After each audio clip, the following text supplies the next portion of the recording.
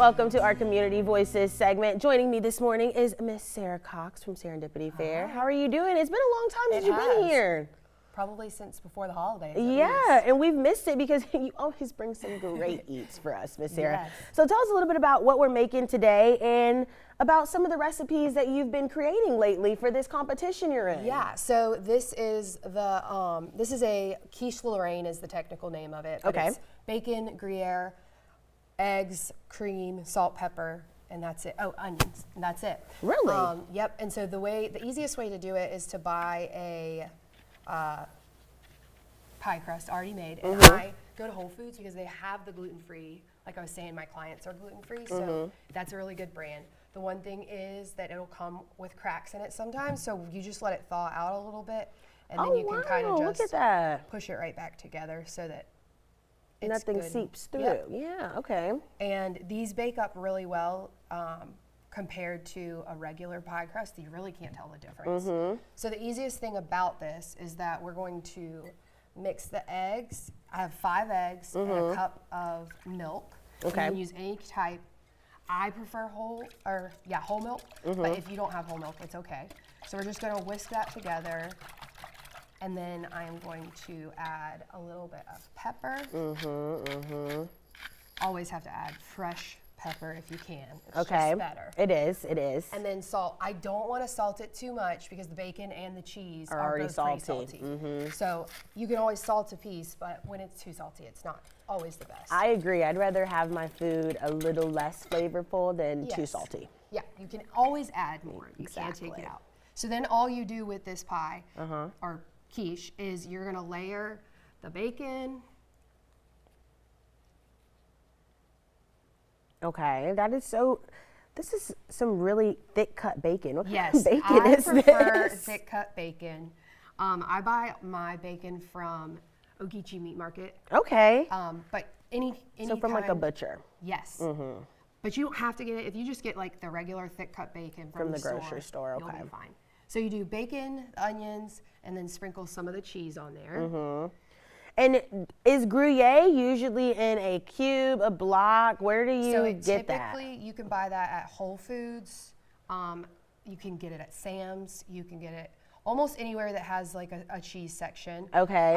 And it comes in a square usually, so it's about that big. Okay, so you and then need it's- to shred it yourself. Yes. Do they have shredded Gruyere? Every once in a while you can find it, but it's not common to find it. So Okay. you usually have to shred it yourself. And this is the perfect thing to get up really quickly. I mean, this is taking us less than 10 minutes to assemble this and just put it in the oven and go. Perfect for Easter Sunday before you go to church. Yep. Because I know me, I need to eat something before I go Yes. sit somewhere for a couple of hours. So Yes. this is perfect. People may be coming over. You may still be cooking Easter brunch or lunch or whatever you and your family do. And you've got this waiting right there for them. Yes, and one of the actual best things about quiche in general is you can kind of make up what you want your fillings to be. Yeah, so you don't could have to throw do some bacon veggies and in Gruyere. there. Yeah, you could do some whatever you want to. mushrooms. Yeah.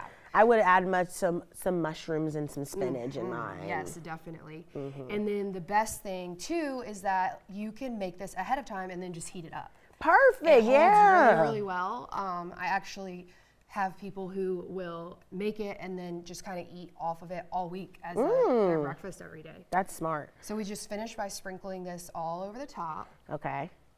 And then all we're going to do is just add this egg mixture. Okay. The one thing I will say is whenever you want to bake it, you're going to want to put it on a pan just in case you get some spillage. But Okay. you shouldn't with these measurements. Perfect. But you see it's starting Yeah, to spill just right in there. case. So you always want to do it and then bake it on a tray just like that. Okay. And then when it's finished, it'll come out like that. So Voila. it'll bake in the oven at 375 for about 45 minutes. Okay. I cover it with tin foil and then pull the tin foil off just to keep the edges from getting burnt up. Okay. And then that's it. That's all it takes. What you could do from here is wrap it, put it in the fridge, heat it up the next day. So if you wanted to pre-make it on Saturday for Easter, you can do that and then throw it in the oven right when you wake up while you're getting ready for church or whatever it is you're doing. Yeah. And you're ready to go. So it's super, super simple. Super easy. Perfect. And tell us about this competition you're in, Sarah, that people can scan that QR code that they see right there and help you win. Yes. So I have been nominated as a candidate for the Blood Cancer United Visionary of the Year campaign. There are 8 candidates in the Savannah area, and the goal is to raise as much money possible that will go towards blood cancer research, treatment, and support for those living with blood cancer. So there's different events and stuff I'm doing to try and raise money. But I decided to work with this foundation because a good friend of mine got blood cancer 2 years ago. And the treatment she ended up having was funded and researched by Blood Cancer United. It used to be Leukemia and Lymphoma Society. And she's in full remission because of that. So it's extremely important, the work that they do, obviously. And she's just one of many stories like that. And so my goal is to raise as much money as possible. I have a Mahjong night coming up on April 17th at the Knights of Columbus downtown, Savannah. And then we will also be doing Rockin' for Remission, which we did. This will be our 3rd annual Rockin' for Remission.